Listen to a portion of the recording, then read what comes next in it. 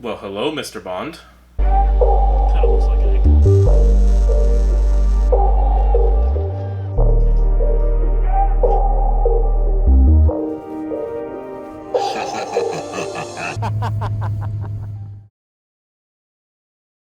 What's up, everybody? Welcome back to Make It and Break It. My name's Andrew, and today we're hopefully putting seats in the car. We'll see how that goes. I still have to pull the sunroof and a couple other pieces, but we're gonna get to that. Sorry about the delay in videos coming out. I was working on another project for something completely different, and well, that ended up taking up more time than I expected. But we're back to making videos, back to progressing on our Doritos Locos RX-8, and yeah, so today hopefully we're installing our new seats. So let's get in there. I need to pull the sunroof. Sunroof. It opens. Need to pull the sunroof, and then we'll be ready to start trying to fit these bad boys into our car.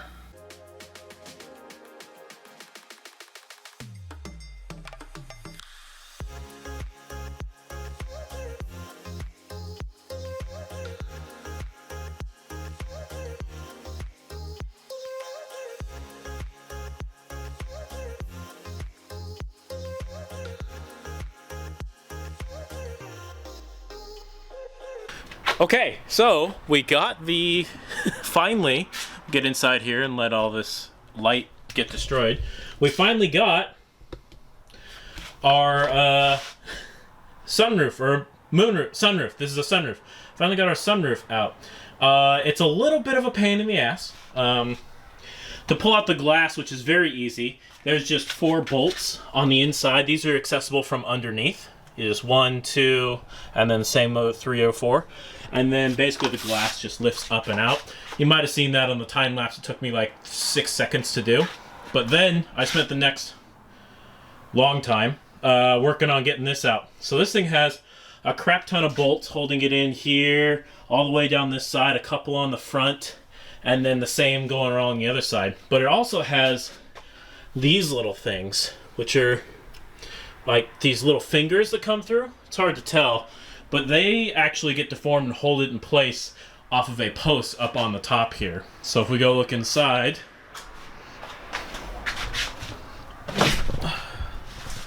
up here you see all this stuff on the roof. Well, this specific post kind of holds everything in place, and so I had to like beat on it and bend a bunch of fingers and stuff out of the way. You can see kind of the scratch marks. Maybe you can see the scratch marks. Can get some light in here, or we'll just... Oh, no, I have a light right here. See those scratch marks? That was me scratching the paint off of that post as the sunroof was coming down. But we now have an open hole. Part of this is because all of this stuff extends down into the cabin. I need all the space possible for my head. But the other part of it is actually a lot of rally rule books. Which we're still building this to go stage rally, even if we don't actually stage rally it. A lot of the rule books for the series I would run require you to remove sunroofs and moonroofs and put a panel in place and fix it. So we're gonna put a little piece of metal in here and weld it down, maybe put some sealant on it, or just do a full weld and repaint. We'll fix that near the end, because this top access might come in very handy for fitting the roll cage, depending on where we manage to sit our feet. So now we're to the point where we actually want to start fixing our seat in place, because once we can get our seat fixed in place, then we can start measuring for roll cage, and we'll know kind of the stuff we need to pull out of the way, and then we can do our final sort of strip of the cage area. So we have all the wiring and stuff out of the way. We can pull everything apart, pull all the sound deadening out, that sort of stuff. So it's time to get ready to do that, which means we got to pull my temporary seat out and talk about seat mounting. I've turned my seat over on the side to give you guys a little bit of an explanation of how racing seats are fit. Here is what's going to be in the passenger side seat, but since it already has all the plastic removed and stuff, I'll use it to fit the driver's side seat because they're both the same. These are Sparco Circuit IIs. They're the big guy version of their Sparco, of the Circuit series from Sparco. And they are pretty typical of a racing style seat. So these are specifically designed for like circuit racing, that sort of stuff. They've got all the side bolstering. You can see kind of, we'll take a look at it up here. You can see it's got like the head restraints up here, or it stops your neck from joggling all over the place. It does cut into your vision just a little bit, but I'm not super worried about that. And then you come down here, and like most racing style seats, they are side mount, which means they don't have any holes on the bottom to mount to a regular slider set. So side mount seats always will have a mounting system like this set up so that you can, in this case, there's a bolting hole, bolting insert here in the seat, and an insert here, threaded insert here for bolting on. These side mount foot plates, functionally, is what they are. And these are what you'll use to attach to your car somewhere. Now, if you're not doing a rally style situation, a lot of racing series allow you to have a slider. And so what would happen is you'd have your seat, your side mount, your slider, and then whatever mounting solution you have past that to get it to your car, to mount it into your car, hopefully somewhere near the stock stuff, if you're doing it right. However, with rally racing, you don't have a slider allowed. You're not actually allowed to have sliding seats for rally racing. So we can't use a slider to adjust our forward back at all. So we're going to have to get it pretty close, which means we're going to have to spend a lot of time putting the seat back in forward. But I want to show you our car mounting system first before I start, just throwing the seat in and out a bunch, sitting in it, and seeing what I like the best. All right, so this is the seat mount solution we're hoping to get working. I've gone with mostly Sparco stuff because I know it'll fit together very well. I'm not certain if it will work perfectly for our situation here or not. But the idea is, this is the side mount seat. This is the other side, but they're reversible. We can mount them in either direction. So I'm not super worried about this one being here right now, or being different. So this is our side mount. The other side is mounted on the seat over there. So we have our side mount kind of in, just one bolt holding it in place. And we've got our Sparco adapter here. So this is an adapter they've made to mount to the regular seat mounting positions. Remember these from our seat removal. Two up front, one here, and one basically underneath the plate right here under my finger. The idea being, if we can keep and use those, we don't have to fabricate any crossbars to mount our seats or anything like that, and we can keep it very simple. What we're going to have to do here is, you can see this all just kind of sets in here and gets bolted down, and then it doesn't move, and there's really not a whole lot of adjustability on these sides, because you're going to have to use one of these holes, which doesn't allow the bolt to move, and then one of these holes, which is mostly just there to adjust your angle of your seat. And because this thing we already have a lot of issues fitting our head in here, we're going to have to mount it as low as possible. So we really only have like one slot of adjustment either way down on the front. So the process here for fitting a seat is pretty simple. Put this on your other side here.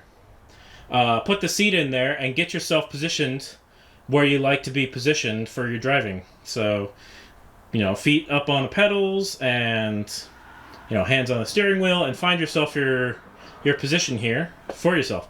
And then you can mark wherever that position is, and you'll probably, for these types of mounts, you probably have to drill mounting holes in some of these areas, probably right about here and here. And that's just because these mounting holes are set for like a stock-ish location, and I don't think we're going to end up being stock, because even stock, I was a little cramped with my knees, so we're probably going to go back farther than stock. So we're going to have to drill some holes, and hopefully that gives us enough headspace to clear the top of the cage here, and we can fit our seat. So I'm gonna start doing that process, and I'll see you guys later.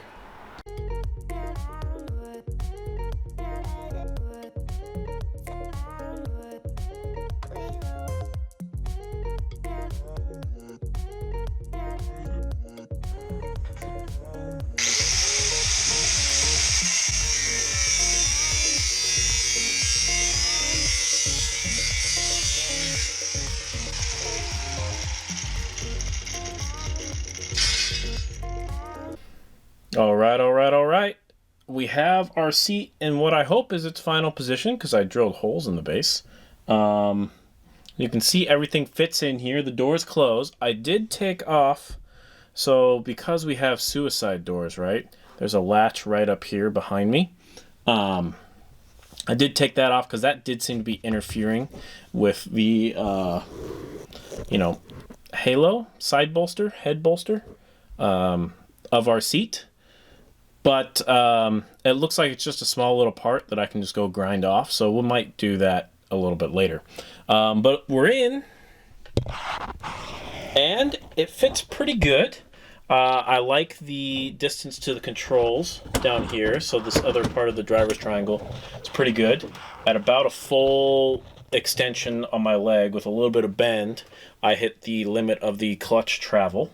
So that's good, and throttle and brake are just fine.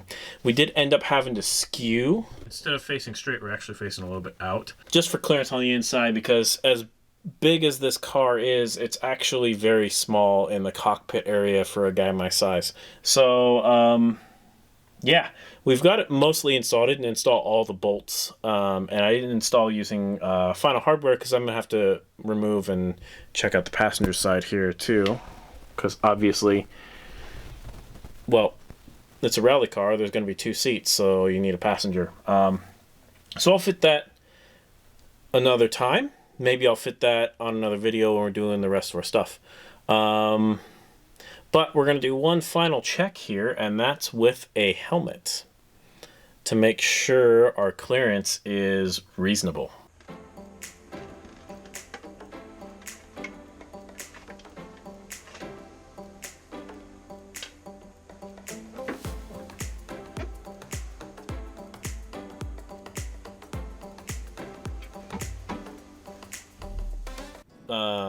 I did some very rough sort of just trying to scratch the paint and understand where my head is.